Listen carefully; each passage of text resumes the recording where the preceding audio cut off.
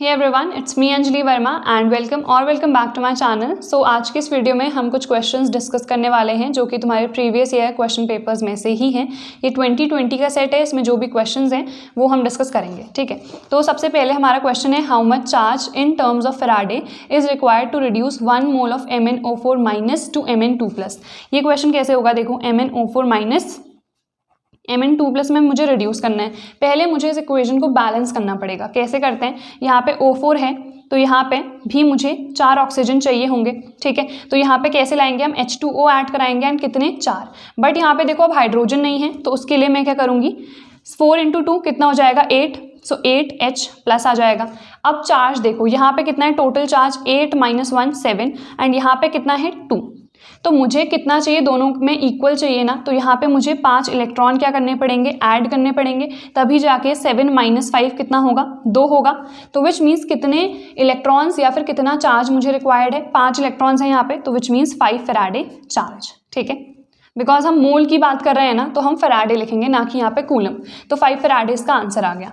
Then उसके बाद next question है right the slope value obtained in plot of log R0, यानी कि जो हमारी इनिशियल वैल्यू है, upon R versus time for a first order reaction. अब एक फर्स्ट ऑर्डर रिएक्शन की अगर हम बात करें, फॉर्मूला क्या होता है, K = 2.303/T log R initial होता है अपॉन R। तो हमें इसको प्लॉट करना है अगेंस्ट टाइम।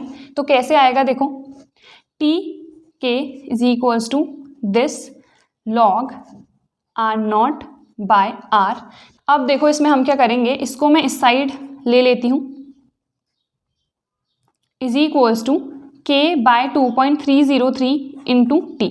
हमारी इक्वेशन क्या होती है, y = mx + c होती है ना। c हमारा क्या होता है, जो भी इंटरसेप्ट बन रहा होगा। अगर मुझे दोनों को प्लॉट करना है, सो इन दैट केस ये x वाला टर्म कौन सा आ रहा होगा, ये इस साइड को मैं टाइम ले लेती हूँ, एंड ये y वाला टर्म, तो इस साइड को क्या ले लेती हूँ मैं, log R0/R ले लेती हूँ। ठीक है, अब यहाँ पे कोई इंटरसेप्ट तो बन नहीं रहा है, तो मेरा डायरेक्टली जो स्लोप है वो कितना आ रहा होगा, m क्या होता है slope, so this is the slope. कोई भी इंटरसेप्ट यहाँ पे नहीं बना है, तो ये हमारा कंप्लीट जो है प्लॉट हो जाएगा ग्राफ। ठीक है, आई होप ये समझ में आ गया होगा। Now before moving on to a video, I would like to tell you all about the learning festival जो कि चल रहा है फिलहाल अनअकैडमी पे। Now this is a great offer, because इस ऑफर में तुम लोग को अनअकैडमी का जो प्लस सब्सक्रिप्शन है 45 डेज के लिए, वो सिर्फ मिलने वाला है 269 रुपीज़ में।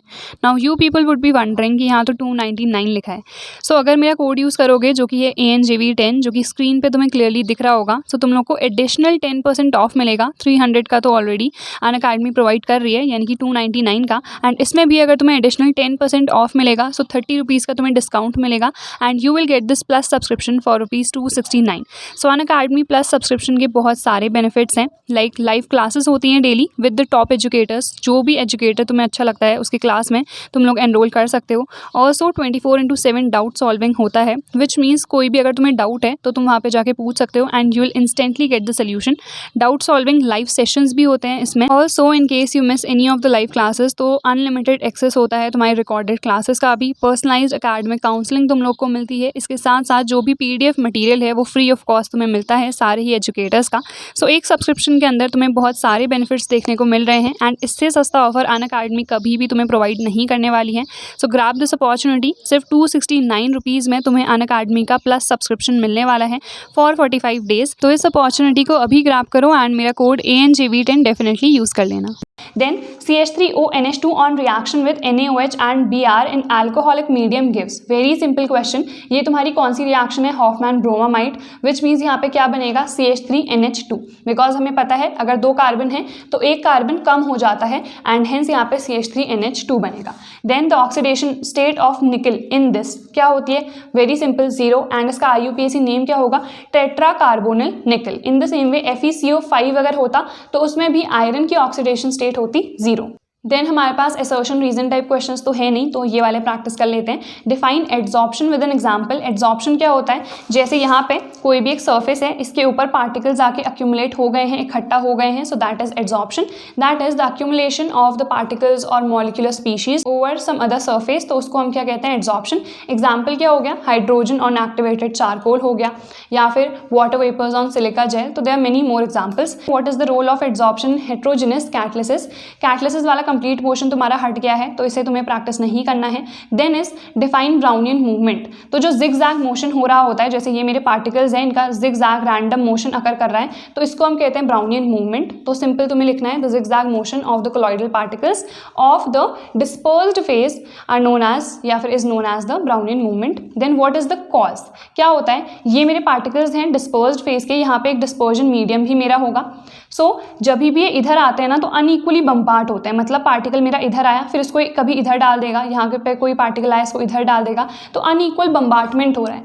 तो रीजन क्या है, the unequal bombardment of the particles of dispersed phase by the dispersion medium. ठीक है। Then we have how is it responsible for the stability. Stability के लिए Brownian movement as well as charge बहुत important role play करता है। क्यों, देखो अगर ये जिगजैग मोशन इनका हो रहा है तो आपस में भी कभी ऐसे टकराएंगे तो इधर उधर ये रैंडमली ही मूव करेंगे, बट कभी भी क्या ये नीचे आके ऐसे सेटल होंगे नहीं, बिकॉज इनका क्या हो रहा है, जिगजैग मोशन हो रहा है ना, तो सेटल नहीं होंगे। हमें पता है अगर ये अनस्टेबल हो जाएगा तो ये क्या हो जाएगा, कोएगुलेट हो जाएगा। तो यहाँ पे हम इसे कोएगुलेशन से बचा रहे हैं by the help of Brownian movement. ठीक है।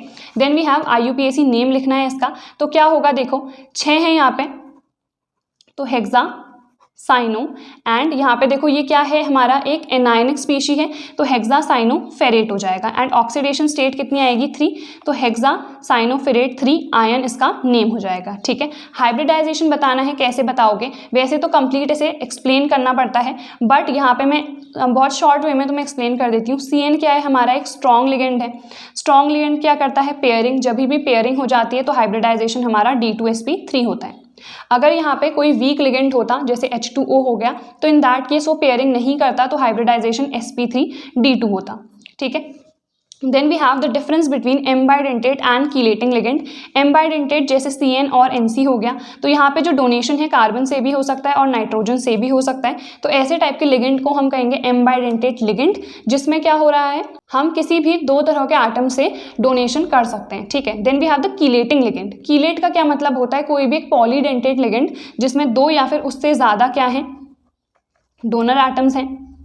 ठीक है, 2 या 2 से ज़्यादा उसमें डोनर एटम्स हैं, तो ये क्या करते हैं ना, एक रिंग टाइप स्ट्रक्चर बनाते हैं, तो इस टाइप के लिगेंड को हम कहते हैं कीलेटिंग लिगेंड। ठीक है। जैसे एग्जांपल क्या हो गया हमारा EDTA, ये बहुत ज़्यादा इंपॉर्टेंट है, ethylene diamine tetra acetate. Then इसके बाद we have aniline does not undergo Friedel Crafts reaction. तो फ्रीडल क्राफ्ट रिएक्शन एनिलीन क्यों नहीं देता है, बिकॉज देखो ये हमारा एनिलीन है NH2, फ्रीडल क्राफ्ट रिएक्शन में क्या पार्टिसिपेट करता है, AlCl3 की प्रेजेंस होनी इंपॉर्टेंट है। इसी की हेल्प से क्या होता है, हमारा इलेक्ट्रोफाइल जनरेट होता है, जैसे CH3Cl प्लस AlCl3 ये बनाता है CH3 plus and AlCl4 minus, and ये ही जाके कहाँ अटैच होता है, हमारी रिंग पे, ऑर्थो एंड पैरा पोजिशन पे। बट यहाँ पे क्या है, ये एक ल्यूइस एसिड है एंड NH2 के पास लोन पेयर ऑफ इलेक्ट्रॉन है, तो ये एक ल्यूइस बेस की तरह एक्ट करेगा। तो ये इस टाइप का हमारा इलेक्ट्रोफाइल जनरेट करने के बजाय क्या कर देता है, इसी के साथ हमारा बॉन्ड बना लेता है। ठीक है, बिकॉज एक ल्यूइस बेस और एक ल्यूइस एसिड के बीच में कोऑर्डिनेट बॉन्ड बनता है, तो इसके साथ बॉन्ड बना देता है, जिसकी वजह से हमारा इस टाइप का एक स्ट्रक्चर बनता है।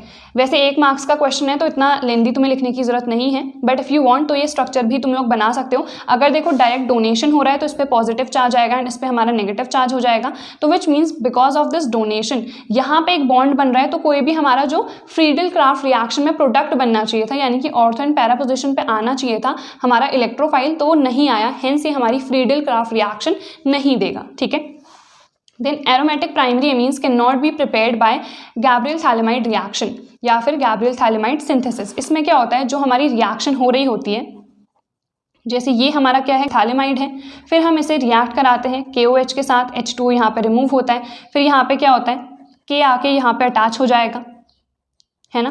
तो फर्दर हम इसे रिएक्ट कराते हैं C2H5I कोई भी हमारे हैलो एल्केन के साथ, तो ये यहाँ पे रिप्लेस होता है, फिर उसका हम हाइड्रोलिसिस कराते हैं, देन क्या बनता है हमारा थैलिक एसिड एंड जो भी मुझे प्राइमरी एमीन चाहिए है वो। बट अगर यहाँ पे हमें एरोमेटिक प्राइमरी एमीन चाहिए है तो उसके लिए यहाँ पे मुझे क्या यूज़ करना पड़ेगा, हैलो एरीन यूज़ करना पड़ेगा। बट जो हमारे हैलो एरीन्स होते हैं वो लेस रिएक्टिव होते हैं due to the presence of resonance, वहाँ पे पार्शियल डबल बॉन्ड कैरेक्टर हो जाता है एंड हेंस वो उतना ज़्यादा हमारा रिएक्टिव नहीं रहता है। ठीक है, तो तुम्हें रीजन क्या मेंशन करना है, the hello arene which would be required for the formation of the aromatic primary amine, उसकी रिएक्टिविटी क्या है, बहुत ज़्यादा कम है, जिसकी वजह से वो रिएक्शन में पार्टिसिपेट नहीं करेगा। ठीक है। देन नेक्स्ट क्वेश्चन है aliphatic amines are stronger bases than ammonia.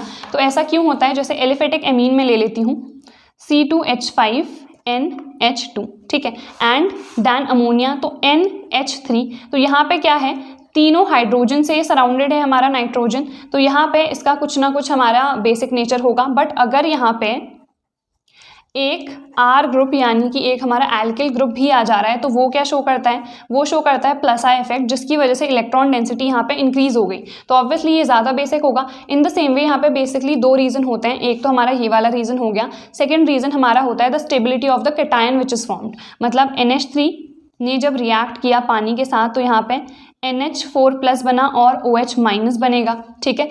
तो ये जो यहाँ पे कैटायन फॉर्म हो रहा है इसकी स्टेबिलिटी कितनी है, तो यहाँ पे देखो इसकी वजह से NH4+ बन रहा है, इसको अगर हम देखेंगे तो RNH3+ बनेगा।